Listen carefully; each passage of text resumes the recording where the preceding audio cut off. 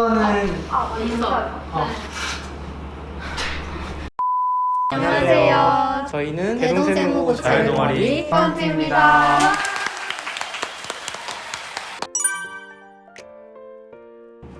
저 같은 경우는 일단은 회계를 공부하고 싶어서 왔고요. 저는 이제 회계 특별 교육을 듣고 나니까 회계 좀 더 공부해 봐야겠다 싶어서 이 학교 왔어요. 저도 이제 회계 특별 교육 과정이라는 프로그램을 이제 접해보고 회계를 처음 이제 배워봤는데 숫자에 대해서 좀 관심이 생겨서 한번 도전해보게 되었습니다. 컴퓨터 학원 저는 안 다녔는데 저도. 근데 선생님들도 굳이 다니지 않아도 된다고 하시고 학교에서 수업 시간에 쌤들이 알려주시는 것만 잘 해도 자격증도 충분히 다 따실 수 있고 그래서 굳이 아니요, 진짜 아니요. 아니 회계관리보다는 국영수를 좀 더 탄탄하게 만들어 놓고 입학을 하면은 훨씬 더 수월할 것 같습니다. 어차피 여기 이 학교 온 친구들은 모두가 회계원리가 배우는 게 처음이에요. 그래서 다 똑같이 시작하는 거고 국영수처럼 선행학습이나 이런 게 안 되어 있는 상태에서 오는 건 똑같기 때문에 그냥 방학 때는 국영수에 조금 더 집중하고 회계에는 굳이 미리 공부 안 해도 될 것 같아요. 성실함이 제일 중요해요. 성실함을 바탕으로 성적이 다 보여진다고 생각하기 때문에 성실함이 가장 중요한 것 같습니다. 난 교우 관계도 선생님들과의 관계도 무조건 좋아야 되고 그리고 친구들과의 관계도 무조건 좋아야 하는 게 좋다고 생각합니다. 진짜로 하늘이 예쁜 날에 꼭 사진을 찍으세요. 밖에서. 그 사진 진짜 예쁘게 잘 나오고 사진 찍어봤어. 맞아요. 진짜 예쁘게 무조건. 나와요. 진짜 추천, 강추 나는. 전공 교과랑 보통 교과 이렇게 두 가지로 나뉘는데요. 전공 교과 같은 경우는 A, B, C로 계산이 되어서 나와요. 그리고 전공 교과 같은 경우에는 수업 시간에 선생님들께서 충분히 다 찝어주시고 설명 정말 잘 해주시니까 그것만 잘 듣고 그대로만 필기를 해두고 암기만 잘 해도 충분히 A는 잘 따질 수 있을 거고요. 그거는 1학년 때는 내신 시험에 외부 지문이 정말 많이 나와요. 그래서 선생님께서 수업하실 때 필기해주신 자료를 이용을 해서 모의고사 문제를 많이 풀어보는 것을 추천드려요.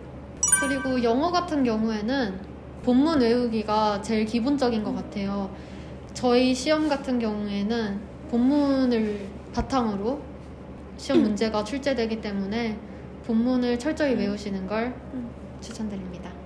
본문만 잘 외워도 기본 80점 이상은 받으실 수가 있는데 나머지 20점은 부교재에서 출제가 돼요. 그래서 부교재도 외우실 수 있으면 다 외우는 게 아무래도 훨씬 이득이겠죠? 일단 저 같은 경우에는 수학이 되게 취약하기 때문에 수학 공부를 집중적으로 했는데 수학은 꾸준함이 답인 것 같아요. 아까 성실함. 네, 그쵸. 아까 말한 성실함을 바탕으로 꾸준히 하는 게 효과적인 것 같습니다. 맞아. 수학은 진짜로 문제풀이 양의 차이인 것 같아요. 내가 얼마나 문제를 많이 풀었느냐에 따라서 내 점수가 어떻게 되느냐가 달린 것 같고 기출문제를 풀어봐서 문제가 어떤 식으로 나오는지를 확인을 하고 시험을 치러 가는 게 점수의 차이가 크게 나는 것 같더라고요. 그렇습니다. 네. 일단 사회 같은 경우에는 선생님이 수업 시간에 수업을 하실 때 강조를 하시는 부분들이 있어요. 그 부분들을 정말 꼼꼼하고 세심하게 공부를 하시는 것을 추천합니다. 그리고 과학 같은 경우에도 저희 선생님께서 정리본 비슷한 것을 주시는데 프린트를 잘 참고해서 공부를 하면 될 것 같습니다. 과학 같은 경우에는 진짜 몇 점 차이로 등급이 확 맞아요. 나눠지기 때문에 정말 만만하게 생각하지 마시고 꼼꼼히 공부를 하셨으면 좋겠습니다.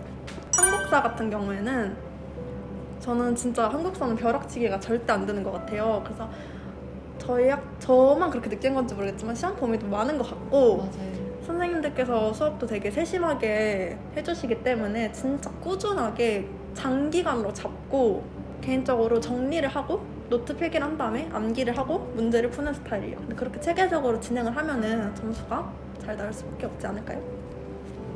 사회랑 과학이랑 국사 같은 경우에는 1학년 때만 과목이 들어있고 2, 3학년 때부터는 하지 않아요. 그래서 1학년 때 점수만으로 생기부에 기록이 되기 때문에 1학년 때 안일하게 생각하시고 놓치게 된다면 영영 돌이킬 수 없게 된답니다. 그래서 후회하지 마시고 1학년 때 정말 열심히 하시는 것을 추천드려요. 사무관리 같은 경우에는 실무 수업을 위주로 하는데요.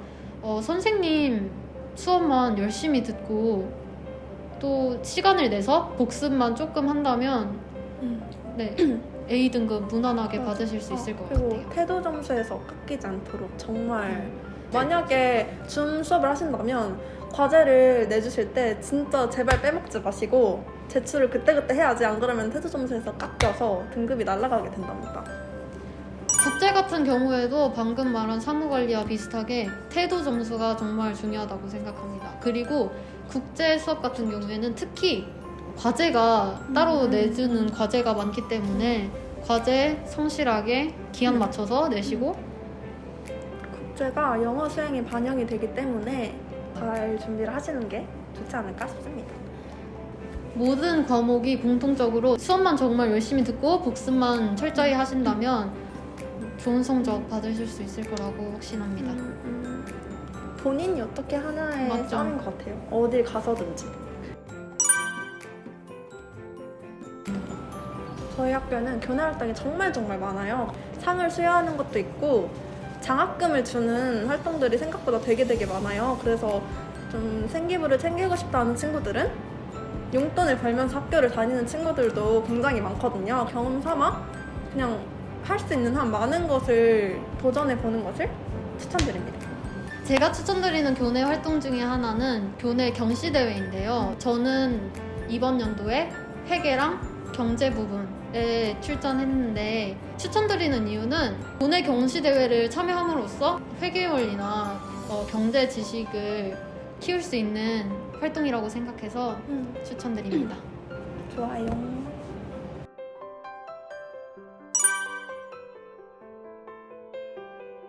과는 2학년부터 나뉘는데요. 저희 학교 같은 경우에는 세무회계과, 국제금융과, 그리고 세무행정과가 있습니다. 보통은 아무래도 국제금융 같은 경우에는 회계에 조금 취약했다거나 아니면 나는 영어에 좀 자신 있다 싶은 친구들이 혹은 진학을 위한 친구들이 국제금융으로 많이 가는 것 같고요. 아무래도 회계와 행정 같은 경우에는 취업을 희망하는 학생들이 조금 더 많이 선호하는 것 같습니다. 영자급에서는 주로 이제 사회 문제들을 많이 다루는데 사회 문제들을 보고 그것에 대한 나의 생각을 에세이로 표현하기 또는 발표를 통해서 그렇게 자신의 의견을 표현하는 데 중점을 둔 것 같습니다. 저희가 최대한 열심히 답변을 드린다고 답변을 해드렸지만 미흡한 부분도 분명히 있었을 거예요. 하지만 그런 점 조금 감안해 주시고 저희 영상을 참고하셔서 여러분들의 걱정이 조금이나마 덜어졌으면 하는 바람입니다. 이번 영상 재밌으셨다면 구독! 좋아요 알림 설정까지 부탁드려요.